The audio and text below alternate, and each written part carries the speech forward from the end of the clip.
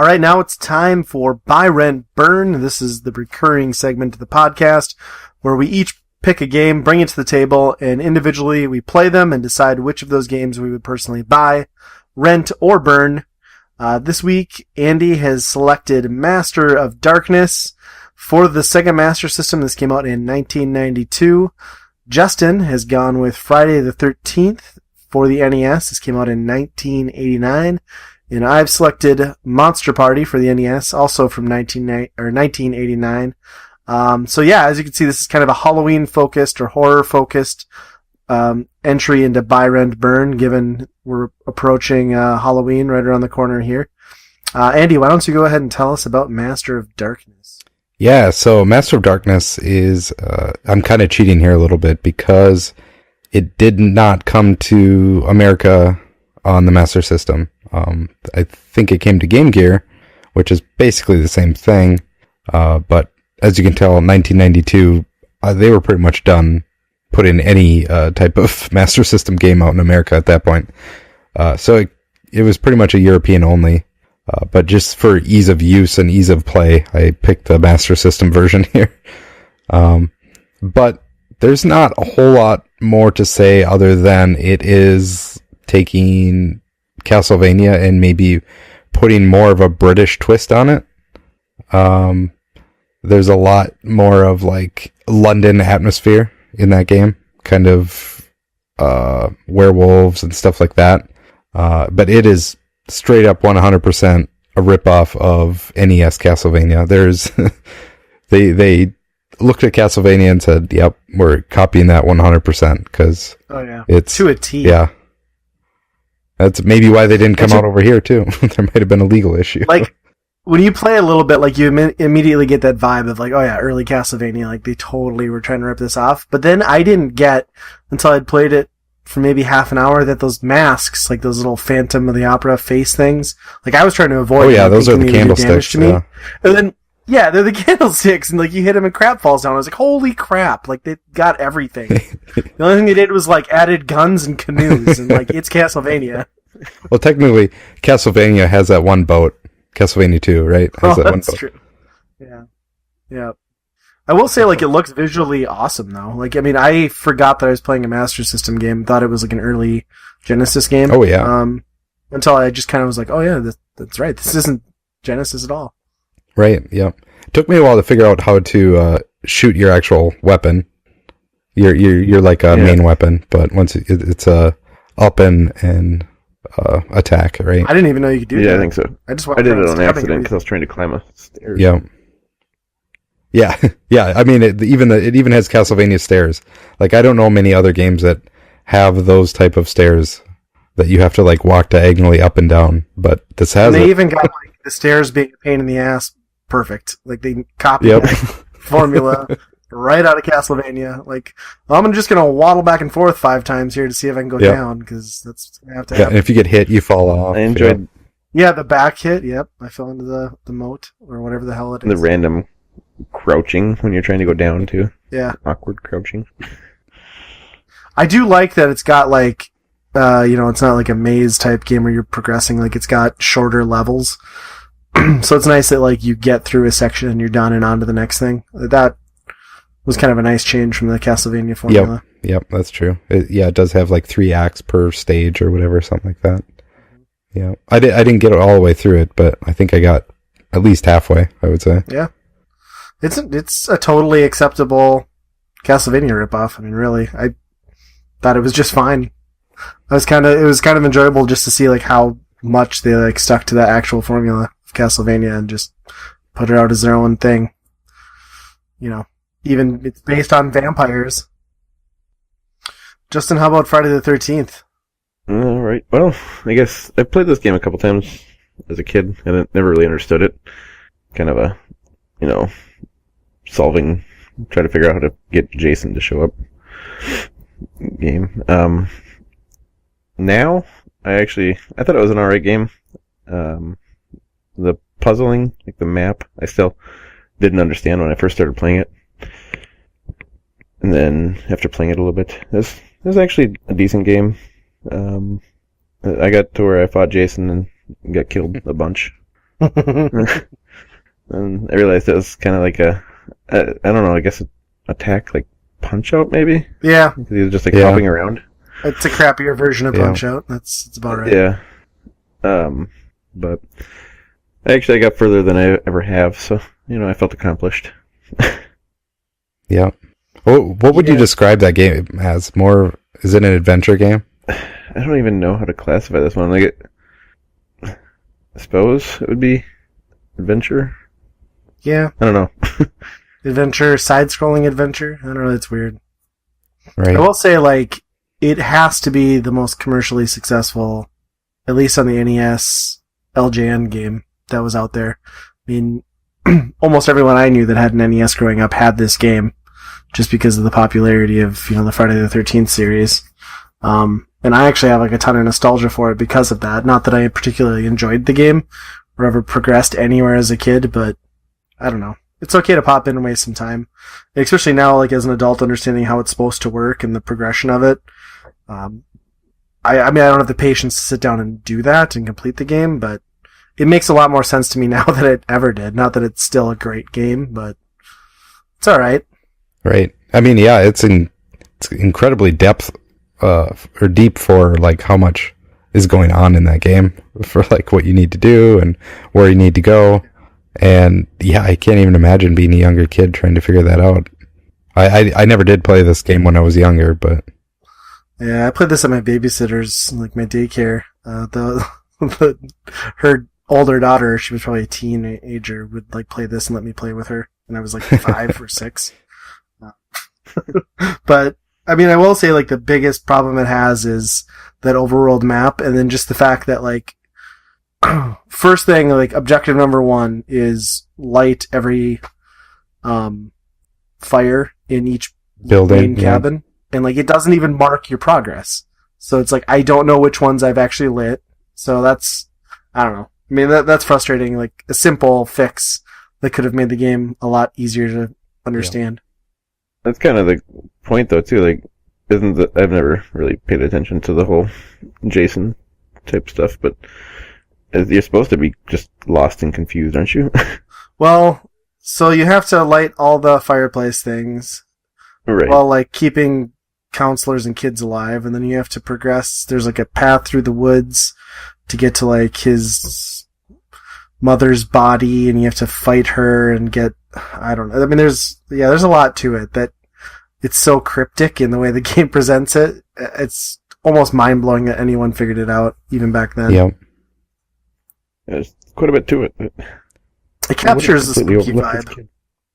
Oh, for sure. It's just really interesting because there's not many games other like that, and then to be that early on in '89, it's pretty cool. So yeah, Monster Party, my pick. I absolutely love this game. My cousins had it, my older cousins, when I was growing up, so we played it all the time. It's just kind of a crazy game. They cashed in on every spooky horror related thing they could.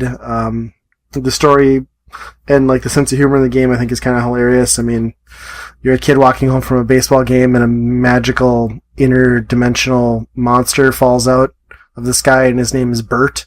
And he's like, "Hey, you've got a baseball bat. Come fight evil where I live." And that's the game.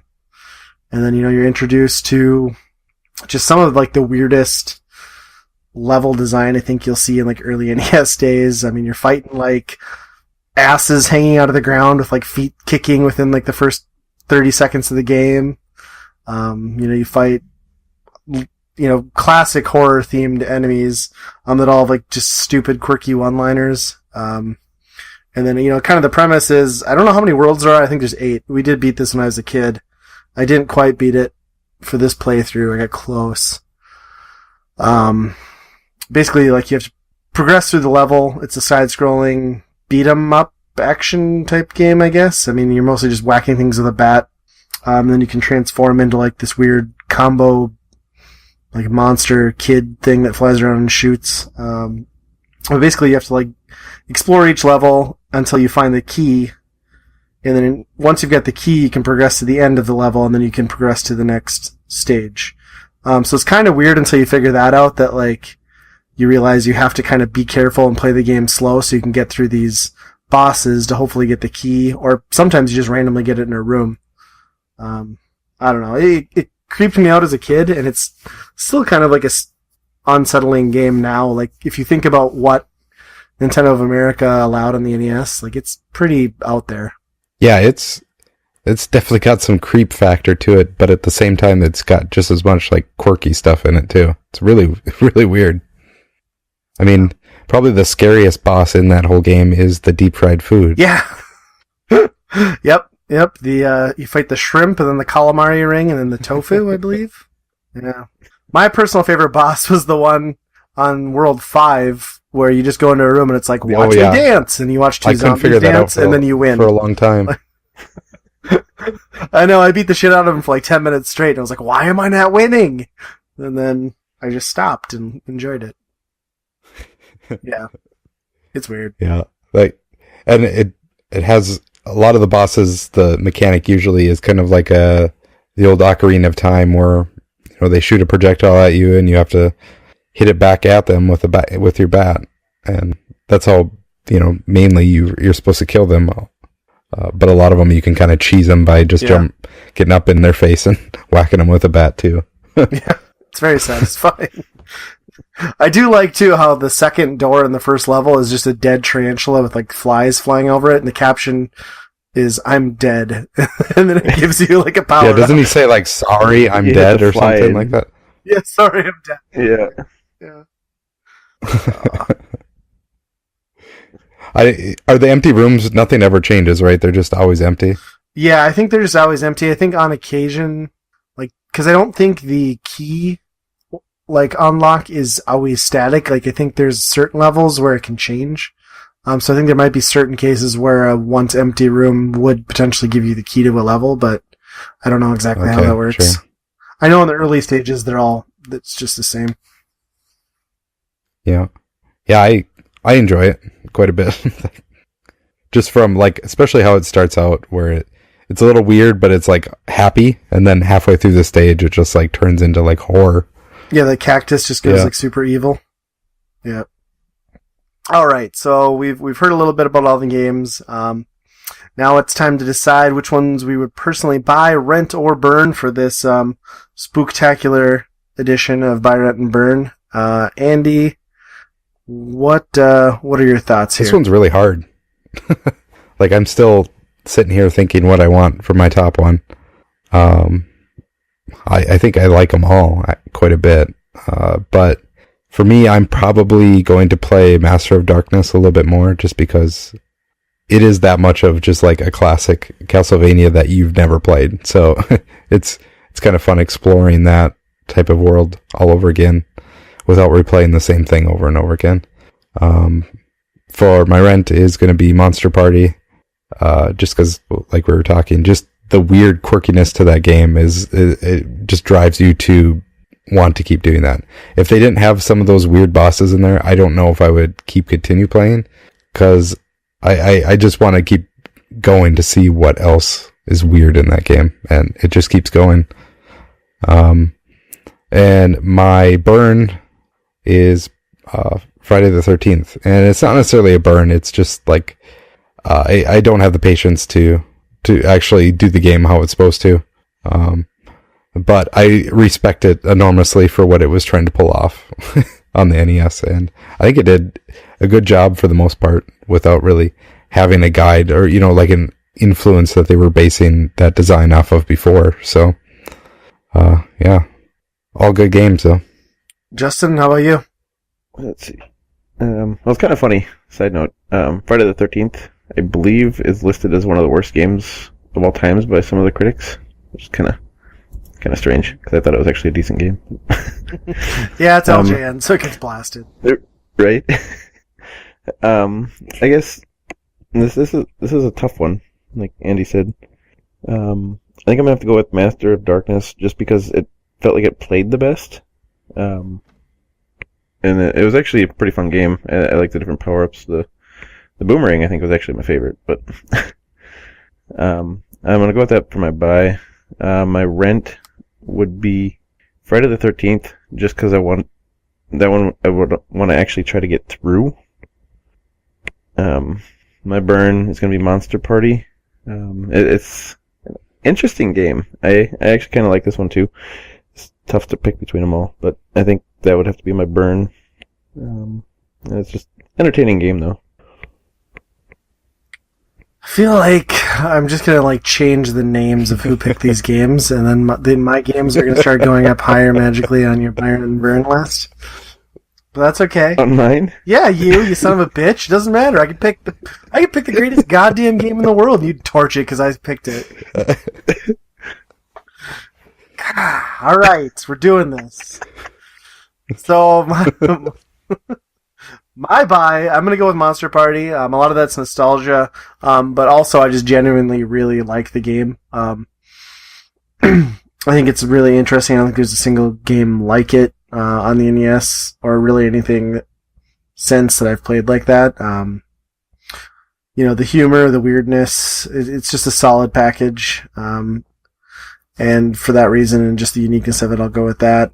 I would rent Master of Darkness. I thought it was really solid, actually really impressive when you consider it's a Master System game, like visually and control-wise, very tight, solid package. It's just, if I'm gonna play a Castlevania game, I'm gonna play a Castlevania game. So it's a nice imitation, and certainly if I was a Master System owner at the time and could get my hands on it, I'd be really impressed with it. But I would rent that one, and then I'm gonna burn Friday the 13th. Again, not that I think it's an awful game. I actually do have like a lot of nostalgia for it and enjoy playing it. But it's just, it's just too obtuse. I'm never gonna finish the game the way it was intended. I don't think it's fair to assume that a player could pick it up and do that anyway without cheating and looking at some guide online. So for that reason, it's just kind of a mess outside of, the overall presentation, which I think is spot on. But that'd be my burn. You would not believe how many times I went back and forth between our games. Just so you know. Well, I just know which one you burned, you son of a bitch. Had to be done. No, that's insane. Who burns Monster Party over one of the worst games of all time? You're ridiculous. You're burning Biohazard Battle. Fuck. I could hand you the best game on a fucking silver platter and you'd torch it. Maybe. Depends on what the other games are. It's ridiculous. Ridiculous.